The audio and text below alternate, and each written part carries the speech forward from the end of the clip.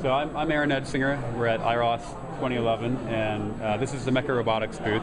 We're a San Francisco company, and we're just down the road from the hotel here. We've been doing this for about 4 years. We build humanoid robots, and the focus of our work is to make them be able to work around people. So these robots have a sense of force in the arm.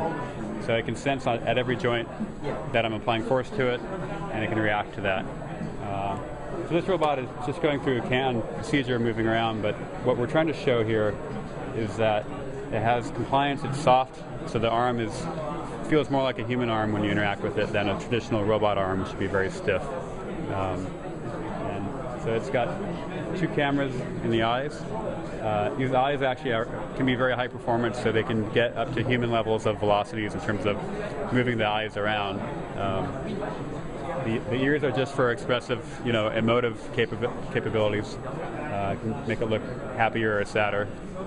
And then the torso itself also has a range of motion to give it the ability to reach down low and reach up high.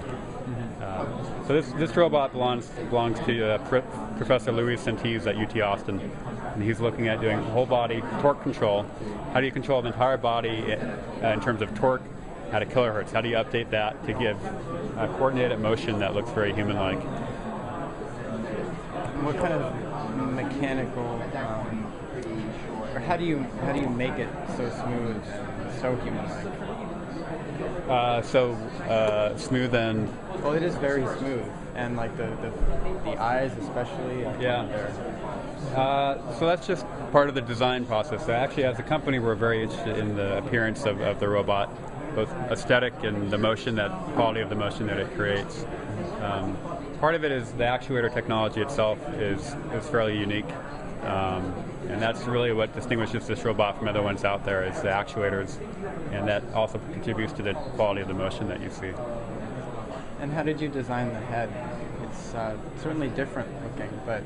Yeah, so the professor had asked for a anime-looking, sort of youngish female-type character, and we worked back and forth with him, found images on the internet of different anime characters, gave that to an industrial designer, and then iterated over Skype for many sessions back and forth until we came to this, and then we just 3D printed it, had it painted. Who came up with the ears? That was actually my idea. So we had a puppy, so it had little dog ears, and was inspired by that. Okay.